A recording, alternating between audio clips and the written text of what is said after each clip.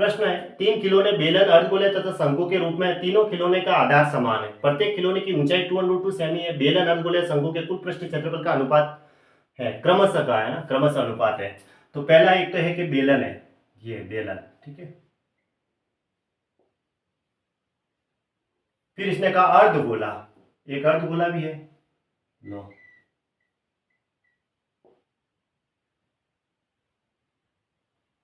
ये अर्धगोला तथा शंकु के रूप में है, एक शंकु है, तो ये शंकु, ठीक है। अब तीनों खिलौने का आधार समान है। अब तीनों खिलौने का जो आधार है वो समान है। अगर देखो अर्धगोले में तो क्या, ये अगर त्रिज्या आर है तो इसकी हाइट भी क्या रहती है, आर रहती है, ये ऐसे रहता है थोड़ा, ठीक है, इस हिसाब से। तो मतलब अगर ये त्रिज्या आर है तो इसकी हाइट भी क्या रहती है, आर ही रहती है, ये अर्धगोले में ये कंडीशन रहती है अर्धगोले में। तो अब तीनों की ऊंचाई समान है, इसका मतलब अगर इसकी त्रिज्या आर ली है तो फिर ये भी इसने ऊंचाई आर ली है। अगर इसकी त्रिज्या ये आर ली है तो फिर इसकी ऊंचाई भी इसने आर ली है, क्योंकि इसने कहा है। अर्धगोले में क्या रहता है, इसकी ये त्रिज्या रहती है वो इसकी हाइट के बराबर रहती है, ऐसे अर्धगोले में ये रहता है। अर्धगोले तीनों का आधार क्या है, समान है। अब आधार समान है और प्रत्येक की ऊंचाई 2√2 सेमी है। अब प्रत्येक की ऊंचाई अगर इसमें अगर ये आर है तो ये ऊंचाई भी इसकी आर होगी, तो इसका मतलब ऊंचाई है वो आर और दोनों समान दे रखी है, और जो किसके बराबर है, 2√2 सेमी के बराबर दे रखी है। अब इसने कहा है कि बेलन, पहले तो बेलन का संपूर्ण पृष्ठ क्या होता है, एक तो ये वक्र पृष्ठ होता है 2πr(h) और एक ये πr² और πr², 2πr², दोनों जुड़ेंगे तो 2πr(h) और प्लस 2πr², तो अंदर क्या रहेगा, h प्लस आर। अगर मैं इसको खोलूंगा तो 2πrh और 2πr² हो जाएगा अंदर जाते ही। अर्धगोले का संपूर्ण पृष्ठीय क्षेत्रफल होता है 3πr², ये होता है। और शंकु का संपूर्ण पृष्ठीय क्षेत्रफल क्या होगा, एक तो ये πr² और एक ये πrl, तो कितना होगा πr², है ना।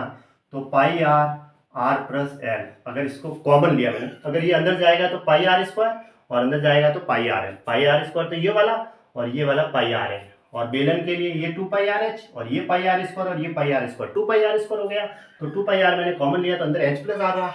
और अर्धगोले का संपूर्ण पृष्ठीय क्षेत्रफल 3πr²। अब अर्धगोले में क्या होता है कि ये त्रिज्या इसकी ये हाइट के बराबर होती है, हाइट, अब इस सबका आधार समान है, इसका मतलब त्रिज्या सबकी बराबर हो गई, और हाइट इसकी भी आर रहती है, तो फिर इसकी भी हाइट आर ही रहेगी, जो कि 2√2 सेमी के दे रखी है। अब इसको थोड़ा सॉल्व करेंगे हम, तो पाई से ये पाई तो ये कट जा रहा है, ठीक है। उसके बाद एक आर से एक ये आर गया और एक ये आर गया, तो यहाँ एक आर बचा सिर्फ और सिर्फ, तो यहाँ रहा 2h प्लस आर और यहाँ रहा 3r और यहाँ रहा πr कट गया, तो सिर्फ r प्लस l रहा, ये रहा। अब h की जगह हम क्या लिखेंगे, क्योंकि इसकी त्रिज्या के बराबर ही है जो कि 2√2 सेमी है, तो मैं यहाँ r प्लस r लिख देता हूँ, 3r, और यहाँ r ही रहेगा, और l क्या होती है, l² बराबर क्या होता है, h² प्लस r², यहाँ h भी r है और r भी r ही है, तो r² प्लस r², यानी कि 2r² हो गया l² की वैल्यू, तो l बराबर क्या हो गई, √2r हो गई, ये हुई। तो यहाँ पुट कर देता हूँ √2r ऐसे। अब यहाँ से ये r और r कितना हुआ, 2r हुआ, 3r, और यहाँ से मैं r कॉमन लूंगा तो 1 प्लस √2 रहा, ठीक है।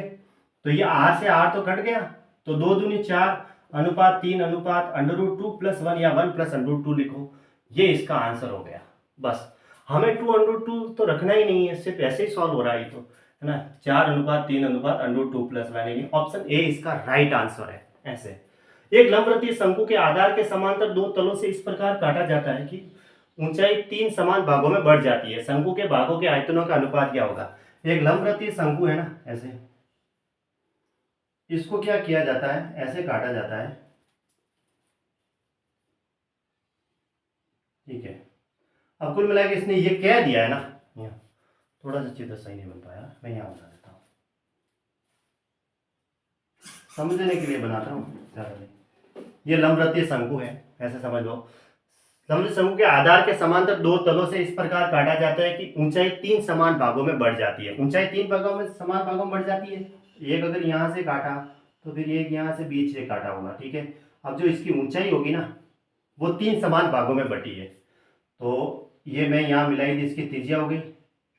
अब इसकी अगर ये ऊंचाई मैंने 1 ली तो दूसरे वाले की भी ऊंचाई यहाँ क्या रही, 1 रही, फिर तीसरे वाले की भी ऊंचाई यहाँ क्या रही, 1 रही, यहाँ से यहाँ तक।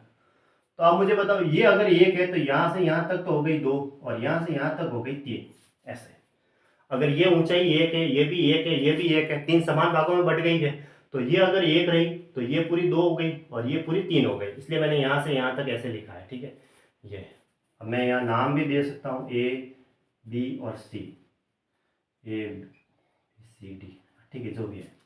कुल मिला के ये एक ऊंचाई और ये एक ऊंचाई और एक ये ऊंचाई, तो ये अगर 1 है तो ये कितना हो गया, 1 और 1 2, और ये पूरी हो गई 3।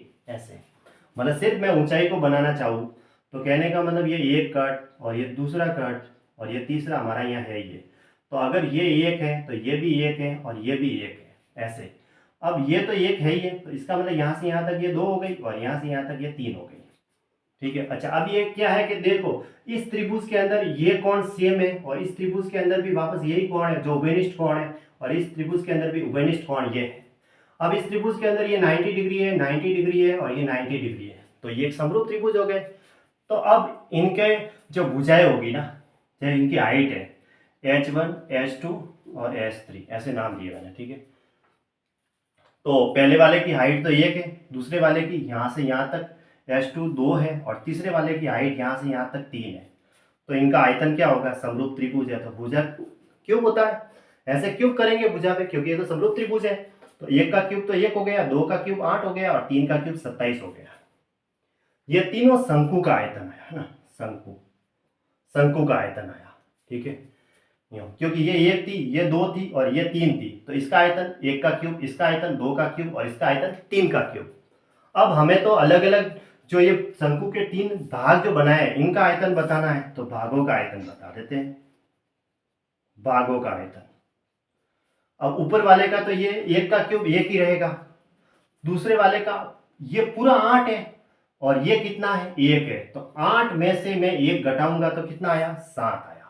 8 में से 1 घटाया तब 7 आया, ठीक है। अब ये पूरा तो हो गया यहाँ से यहाँ तक 27, 8 का क्यूब, इसमें से ये ऊपर वाले का 8 है, तो 27 में से 8 घटाऊंगा तो कितना आ जाएगा, बराबर कितना आएगा, 19 आया, ठीक है। तो इसके भागों का आयतन का अनुपात हो गया 1:7:19, ये इसका आंसर हो गया, यानी कि ऑप्शन डी सही है। ऐसे, ठीक है।